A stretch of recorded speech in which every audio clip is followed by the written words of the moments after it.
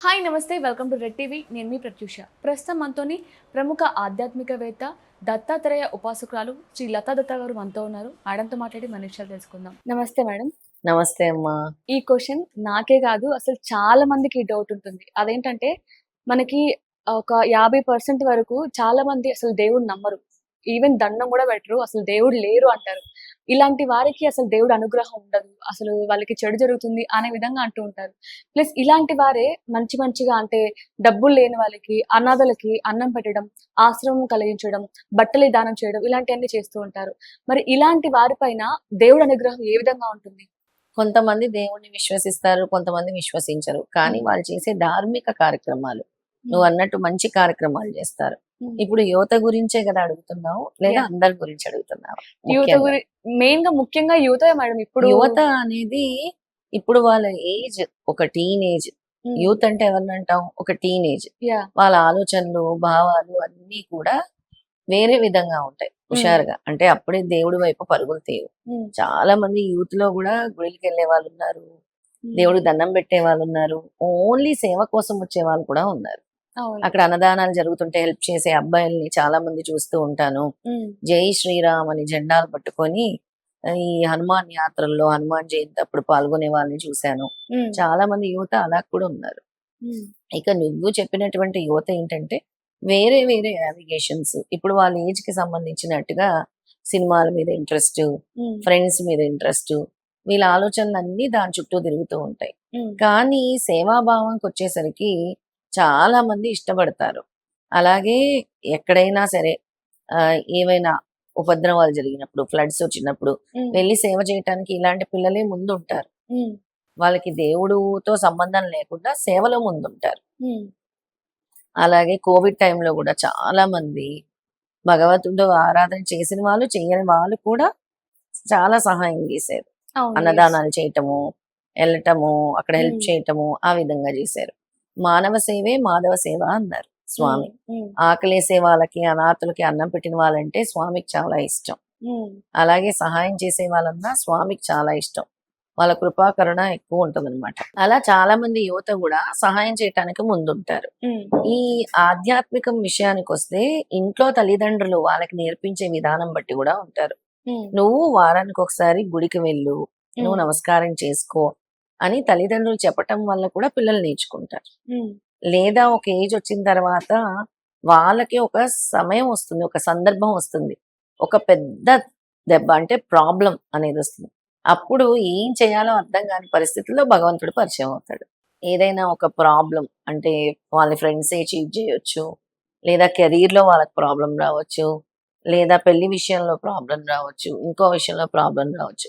అప్పుడు వాళ్ళు భగవంతుడి వైపు డైవర్ట్ అవుతారు. ఓకే. అప్పుడు వరకు వాళ్ళకి భగవంతుడిని పట్టుకుంటే ఇంత ఈ విధంగా ఉంటుందా? ఇలాంటి ఫలితాలొస్తాయా అని అప్పటి వరకు వాళ్ళకి తెలీదు. ఆ హ్మ్. రుచి ఎప్పుడైతే చూడటం మొదలుపెడతారో భగవంతుడిని పట్టుకుంటారు. నాకిది జరగట్లేదు. ఎందుకు జరగట్లేదు? హ్మ్. ఎందుకు నా లైఫ్‌లో ఇలాంటి బ్యాడ్ సిట్యుయేషన్ వచ్చింది?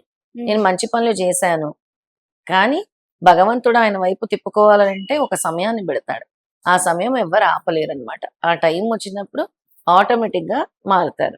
హ్మ్. ఇంకొంతమందుంటారు చాలా మూర్ఖత్వంగా ఉంటారు. వాళ్ళు నాస్తికులుగా ఉంటారు.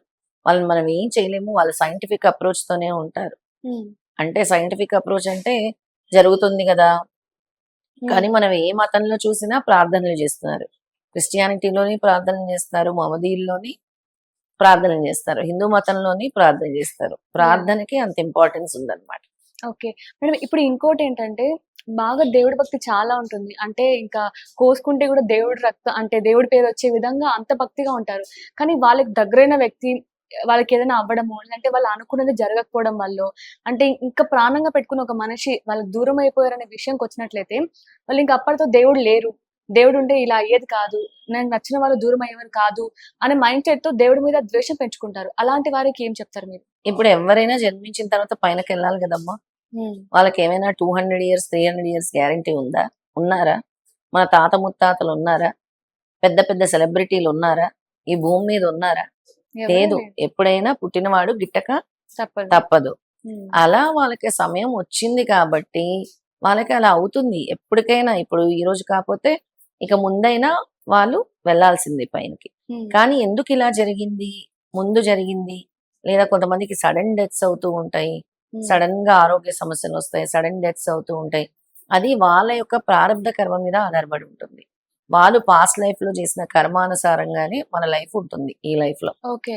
ఏ లైఫ్ ఎవరి లైఫ్ అయినా భగవద్గీత అదే చెప్పింది, గురు చరిత్ర అదే చెప్పింది, భాగవతం అదే చెప్పింది, అన్ని అందరూ కూడా చెప్పేది నీ యొక్క జీవితము నువ్వు చేసిన మంచి చెడు కర్మల మీద ఆధారపడి ఉంటుంది.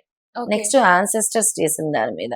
ఉమ్, నీ తాత ముత్తాతలు మంచి చేస్తే నీకు మంచి జరుగుతుంది, ఉమ్, వాళ్ళు చెడు చేస్తే నీకు జరుగుతుంది చెడు. ఎందుకంటే 7 తరాలని ఎందుకు చెప్పారు? Your body is made up of jeans. ఆ జీన్స్ నీకు వస్తాయి. ఉమ్, వాళ్ళు చేసిన తప్పు 3వ generation, 3rd are 4th generation కి వస్తూ ఉంటాయి. 3వ తరం 4వ తరంకి కూడా వస్తూ ఉంటాయి. వాళ్ళు అనుభవింపక తప్పదు. ఒక్కోసారి వీళ్ళు ఆ బాధల్ని ఆ కర్మల్ని అనుభవించాల్సి వస్తుంది. ఓకే. ఇప్పుడు దేవుడి నమ్మకం విషయానికి వచ్చినట్లు కూడా ఇదే అవుతుందా? అంటే పూర్వ జన్మలో వాళ్ళ కర్మ బేస్ చేసుకొని ఈ జన్మలో వాళ్ళకి దేవుడి మీద నమ్మకం ఉండాలా? ఉండద్దా? అనేది ఉంటుందా? అంతే. వాళ్ళ యొక్క గ్రహ ప్రభావం కూడా ఉండొచ్చు.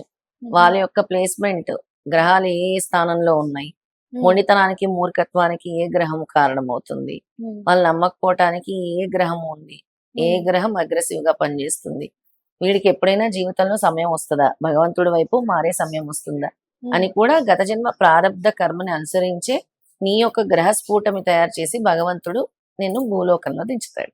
ఓకే. ఏ గ్రహాలు ఎక్కడ ఉండాలో అలైన్ చేసి ఈ స్థానాల్లో ఉండాలి, 1వ స్థానం, 2వ స్థానం, 3వ స్థానం, అలా 12 స్థానాల వరకు కూడా గ్రహాలు ఉంటాయి అన్నమాట. ఓకే. ఇప్పుడసలు పుట్టినప్పటి నుంచి అసలు దేవుడి మీద నమ్మకమే ఉండదు. అలాంటి వారికి దేవుడిచ్చే అనుగ్రహం ఏ విధంగా ఉంటుంది? నమ్మకమే ఉండదు కానీ వాడు మంచివాడై కూడా ఉండొచ్చు కదా. హ్మ్. ఎప్పుడు ఎవరికి ఏ హాని తలపెట్టకుండా ఉండొచ్చు కదా. హ్మ్. ధర్మ మార్గంలో నడుస్తూ కూడా ఉండొచ్చు కదా. హ్మ్. అంటే దేవుడు నీళ్ళలో ఉన్నట్టేనా అప్పటికైనా? అంతే. గత జన్మ పూర్వఫలం వల్ల ఆ అబ్బాయికి దైవరక్షణ ఉంటుంది. ఓకే. మరి దేవుడి అనుగ్రహం ఉండాలంటే ఎలాంటి మంత్రాల్ని వాళ్ళు జపించుకుంటే వాళ్ళకి మంచి అనుగ్రహం కలిగే అవకాశం ఉందంటారు? ముందు భగవంతుడు అనుగ్రహం మనకు కావాలి అంటే ప్రత్యూష శ్రద్ధ కావాలి, హ్మ్. నమ్మకం, విశ్వాసం కావాలి. హ్మ్. భగవంతుడి మీద నమ్మకం ఉంటేనే భగవంతుడి వైపు అడుగులు వేయాలి.